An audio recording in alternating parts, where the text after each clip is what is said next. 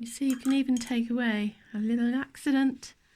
As long as the paint is damp, you pull it in, away, and get the shape right. And while that is damp, you can add more water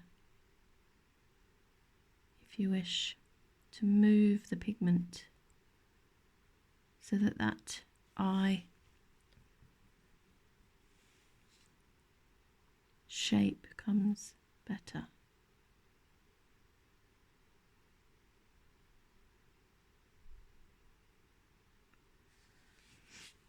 You can hear me breathe.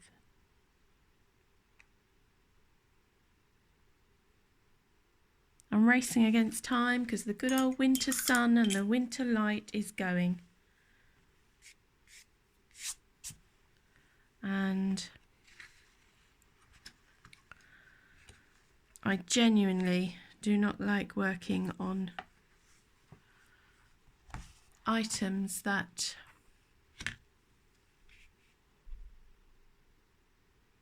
start to get dark.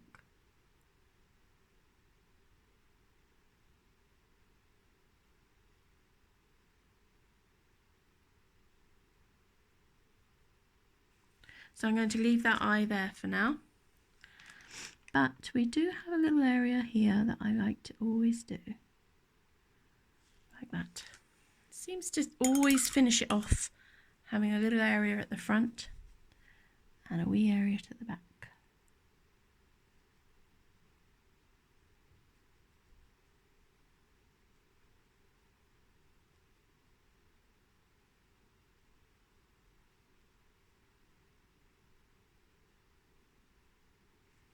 There you go. I'm going to leave that one.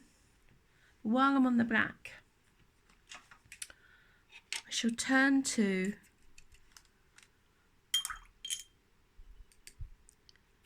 sienna, burnt sienna, and add a little bit of a tone colour to my beak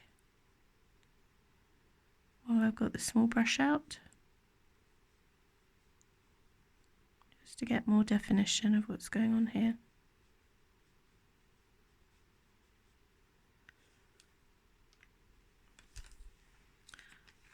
Apologies for that. You're out of focus. The joy of hoping that something will be in line with the painting, and it's not.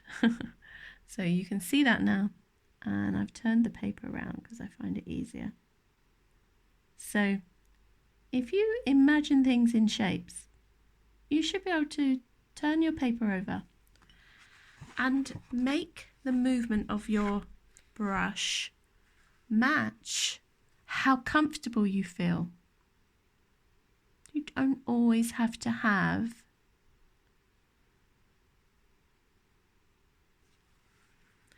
the paper the same way up. Just going under there as a bit of a shadow.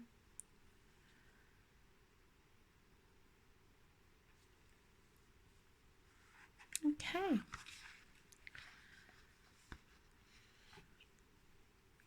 Now this area is white and this area is white, but this area is black. But I'm going in with sienna because I like using sienna because it's a nice dark tone. Believe it or not, if you make a mistake, it's easier to eradicate than either blue especially or black. So now I'm going over the blue with the sienna, burnt sienna. This is his feathers. So I like to tap it a little because not every feather is smooth. And as you can see, I'm making paper move around so I can enjoy adding what looks like the feathers falling down from his white area. And I'll do the same underneath and turn the painting round.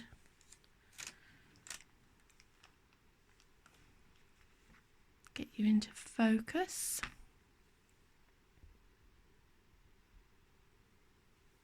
So you can see exactly what I'm doing.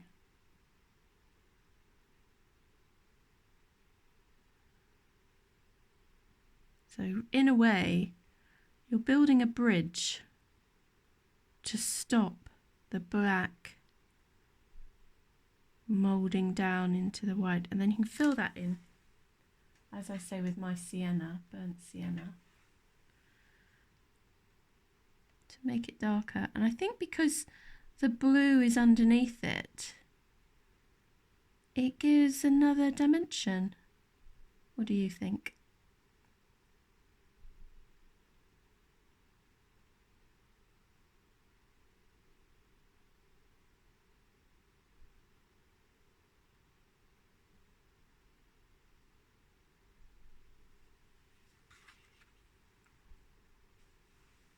I will have to come back to this because the light is going and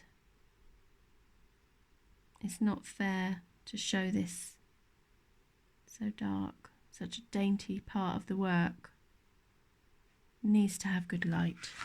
So we will resolve this, and as you can see, it's building up, we're getting colours blending in. We're getting shapes coming through, and I hope you're beginning to enjoy the experience of the painting coming along. And that's why we sketch, that's why we practice, and that's why we do things slowly, one bit at a time. So there will be several parts to this watercolour, and I hope to land them very soon after one another, so you can build your own progress as well when you come to do your own painting of a blue tit. See you soon.